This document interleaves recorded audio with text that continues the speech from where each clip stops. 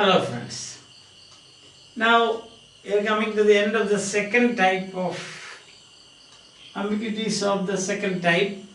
And here we will see double use of prepositions.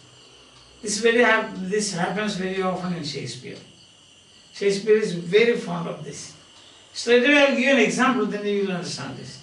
To keep her constancy in plight and youth, outliving beauties outward. See that? To keep her constancy, to keep her constancy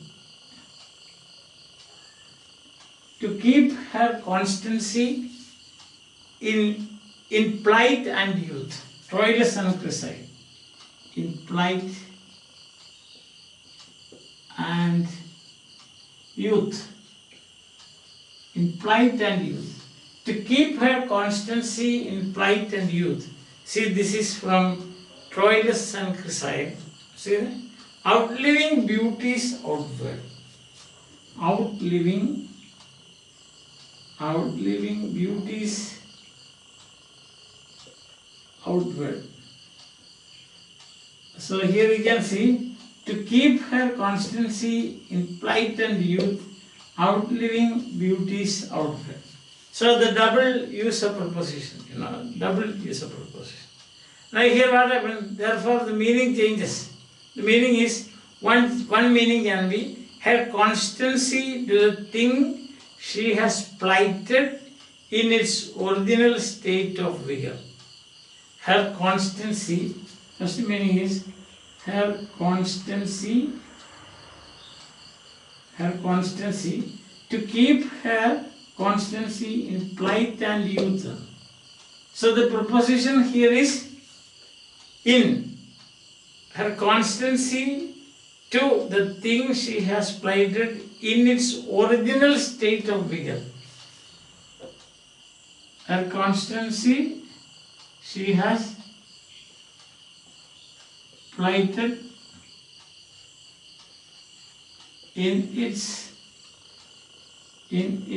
original state of vigor. So that is one meaning. To keep her constancy in plight and youth.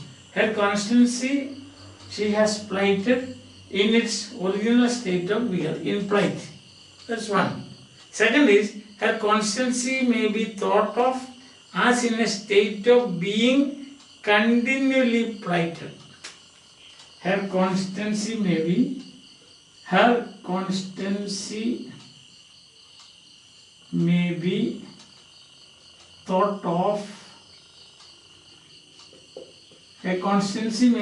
of, see the difference. One is her constancy she has plighted in its original state of vigor, as such, no change, her constancy. So to keep her constancy in plight and youth, in double use, in plight, in youth, outliving beauties outward. So her constancy may be thought of what? Thought of as in a state of being continually plighted. As in a state of being continually plighted. So both these. So that is the use of in there, double use of preposition. In goes with plight and in goes with youth. There is ambiguity.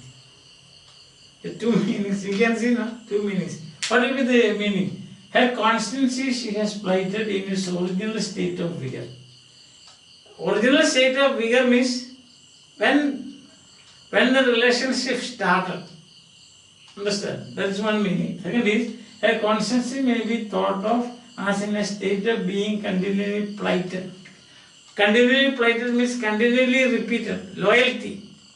Repeating loyalty. Plighted means be loyal. Loyalty. Understand? So these both are different now.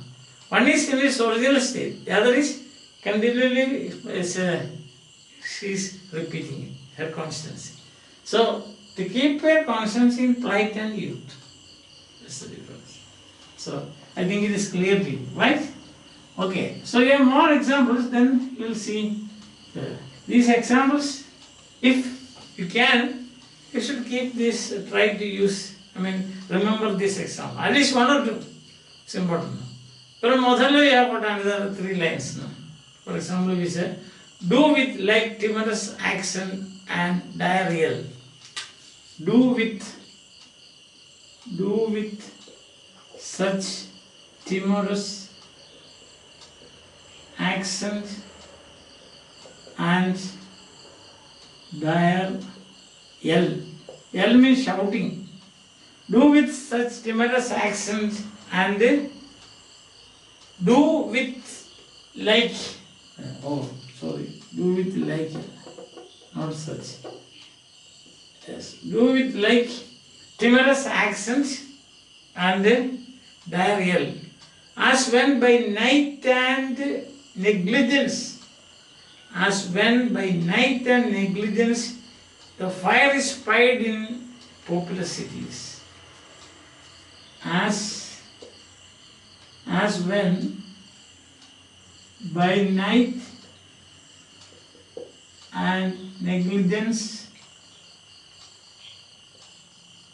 the fire is spied in populous cities. So somebody is shouting. Then other law says that do with like, so the passage tells us, do with like timorous accent and diarrheal, shouting, no, ayyo, and all this. As when by night and negligence the fire is spied in populous city. So the preposition, W is a preposition, is by. See that? So what will be the meaning? We have got a problem here. The fire might have spread by reason of night as well as of negligence. It can be 2 reasons. Either by night, because of night, or because of negligence.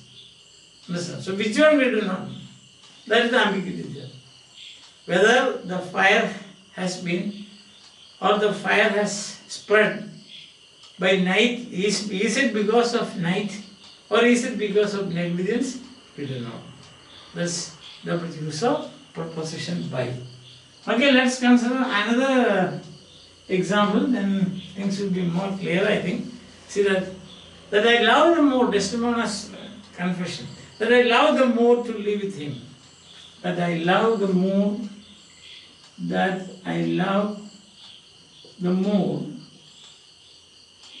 to live with him. So this is a fact, that I love the more to live with him. My downright violence and the storm of fortunes. My downright violence, spelling is 15th century, and storm of fortunes. My downright violence and storm of fortunes may trumpet to the world. May trumpet to the world. So here the use is this of. Now you can see downright violence. This adjective, it qualifies violence alone or violence and storm. Either violence or violence and storm. Then what happens is, violence is detached from fortunes. Listen, if downright qualifies violence only, then violence is detached from fortunes. If my downright violence and storm, here these two, in that case also, violence there's a tendency to detach violence from fortunes. So that is the ambiguity there. Understand that? See? But interesting thing is that each word by itself can express the same meaning. By violence and storm. As you know. We know, as we know in the story, Desdemona was violent. She did not obey the words of his father, her father, isn't it? And her fortunes were also violent. See that? Her fortunes were stormy. Stormy, isn't it? Stormy, yes. Violence and stormy. There's the E there, stormy. That's the storm. Understand? Her violence was stormy. Sorry, her fortunes were stormy, that we know. So even if you take only one, say word by word, without this, forget all these problems, but once a single word will be enough to describe the situation here. For example, you can say violence of fortunes and storm of fortunes. Both can be. But this of, when it is used here, there's a tendency to detach violence from fortunes. Listen. The of is here, it should go with storm of fortunes or violence, and violence and storm of fortunes will not go together. Either violence of fortunes or storm of fortunes.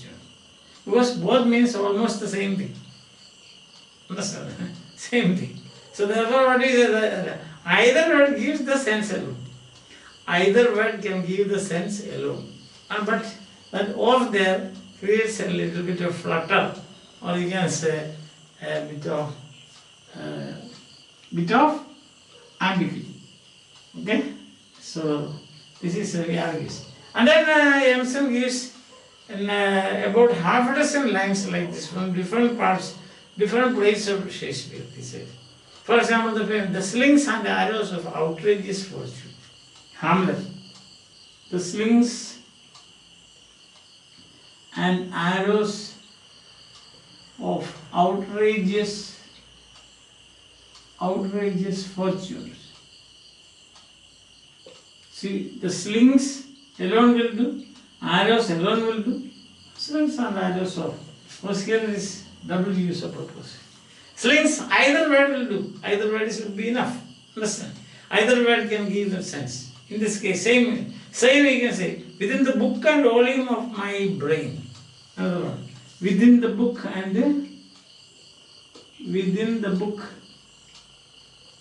and volume of my brain.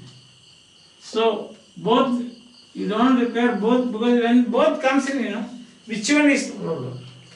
There's a slight confusion. That's what he says about it. Isn't it? Upon the heat and flames of my distemper, die. Upon the heat and flames of thy distemper. Distemper that's another same type of heat, flames. One word will be enough, but that's the way that is done. Faustus here from the chief lord and regent of perpetual night. Who is Mephistopheles? The chief lord and regent. So the same way. In Faustus you find this now. The chief lord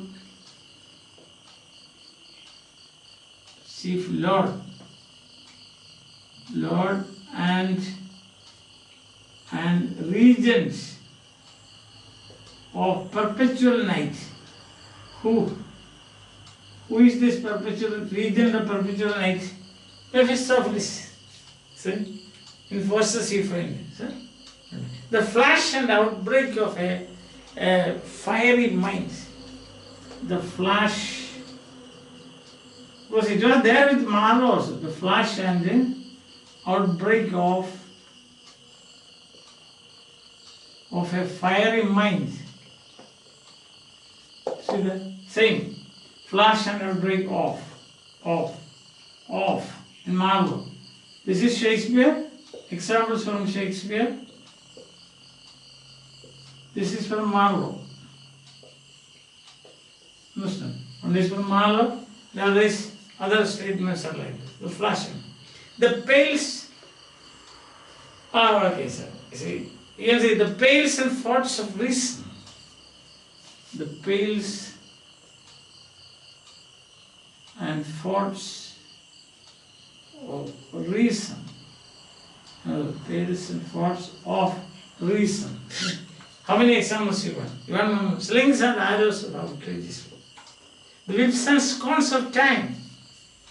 The whips and scorns of time. The whips and scorns of time. Of here, scorns and whips. Either way will do, that's another thing. Understand? Then you see the natural gates and allays of the body.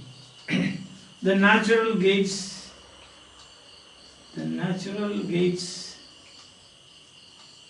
and allays of the body.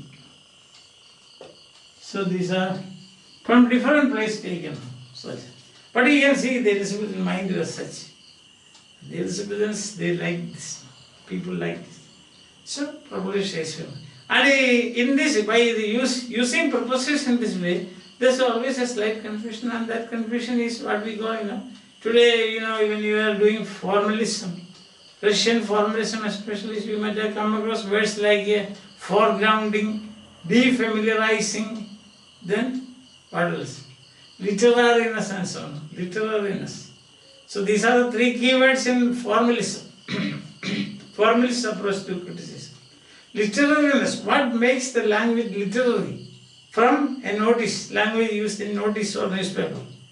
What makes you to, what attracts you to a work of art? Defamiliarization, or foregrounding an experience. And they give the example of defamiliarization. Joseph Conrad's great novel, The Heart of Darkness. And also you find the distinction made between fabula and sushi. So that is, fabula is the story, sushi is the technique, so to say. The sequence of how the sequence of events are. The same thing Aristotle said in the BCs. What is art is, art presents what is conceivable and not what is real. Famous statement of probable, improbable. When we take up formalism, we will discuss this in detail. So these are the ways by which the ordinary thing is an ordinary, for example, I said, so an ordinary story is, or an ordinary event is defamiliarized by techniques, for example, like metaphor, ambiguity, puns, conflict, certain conflict situations. That's what you are going to see in ambiguities of the third type. You will find the famous sonnet you remember now. That the poet says that I did not praise your beauty because your beauty does not need any praise. So I did not tender, that's the word used there, tender. And he says, that's why I slept. And so on. So there's a conflict in the mind of the, more of this we will see when we take up in the fourth type of ambiguities. So love is not love that alters when alteration finds. What is it? This defamiliarizing, simple, a very simple statement. If you change, if you are not constant, that love is not love. Instead of that, what does Shakespeare say? Love is true love. Love is not love. Love is not love when it alters, when alteration finds. So then you are attracted to it, defamiliarizing, or literariness of that language, or foregrounding of that experience, or there's a story. The story is sequenced in such a way that you are attracted, or what is given conceivable, what is conceivable, or what Longinus says sublime, or what Wordsworth says a vivid state, the mind in a vivid state of sensation, isn't it? Except of 18th century people, they are not concerned about these things. Or when you say raid on the inarticulate easily, or when you say the smithy of the mind, the artist's mind. He says Smithy, James Joyce. Same thing, they are saying this way.